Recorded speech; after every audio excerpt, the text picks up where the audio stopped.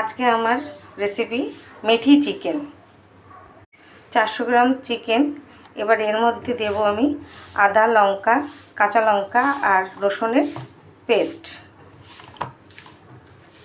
কিছুটা টক দই, ওই 2 চামচের মতো টক দই।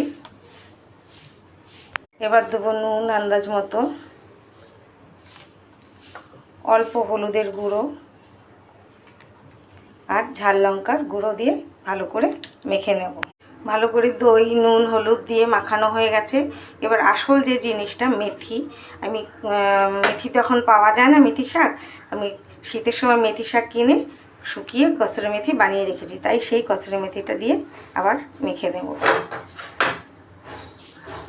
মেথি চিকেন মেখে রাখা কমপ্লিট হয়ে গেছে। এটাকে আধ ঘন্টা মতো আমি রেস্টে রাখবো। কড়াইতে সাদা তেল দিয়ে গরম করে নিয়েছি। আমি এটা সাদা তেলেই করব। আর তারপরে তেলটা গরম হয়ে গেছে, এবার কিছুটা বাটার দিয়ে দিলাম। এই বাটারটা গলে গেলে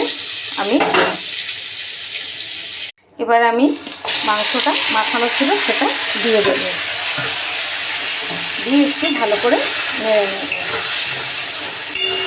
এতে আমি জল দেব না, আস্তে আস্তে ঢেকে ঢেকে করবো। এটা একটু মাখা মাখা হবে, এইভাবে আস্তে আস্তে নেড়ে দেবো আর গ্যাসটা কমিয়ে দেবো। দেখুন কতটা জল বেরিয়েছে। এবার আমি 10 মিনিটের মতো একটু নাড়াচাড়া করে নিচ্ছি, নিয়ে আমি ঢেকে দেবো। ঢেকে দিলে এর থেকে অনেকটাই জল বেরোবে, আর জল দেওয়ার প্রয়োজন পড়বে না। এবার আমি এটাকে ঢেকে দেবো এবং আঁচ বাড়াবো না, লো ফ্লেমে রান্নাটা করব। দেখুন ঢেকে দিয়েছিলাম, কতটা জল বেরিয়েছে। যেহেতু টক দই দিয়ে মাখানো ছিল তার জন্য জল বেরিয়েছে, এর জন্য আর বলেছিলাম আমি জল দেবো না। এবার আমি এতে দেবো গোলমরিচের গুঁড়ো আর ধনের গুঁড়ো দিয়ে ভালো করে আবারও এটাকে নেড়ে কষিয়ে নেব। সব মশলাটাই ঝোলের মধ্যে মিশিয়ে দিলাম, ভালো করে মাংসতে মাখিয়ে নিলাম, নিয়ে এবার আমি আবারও ঢেকে দেব।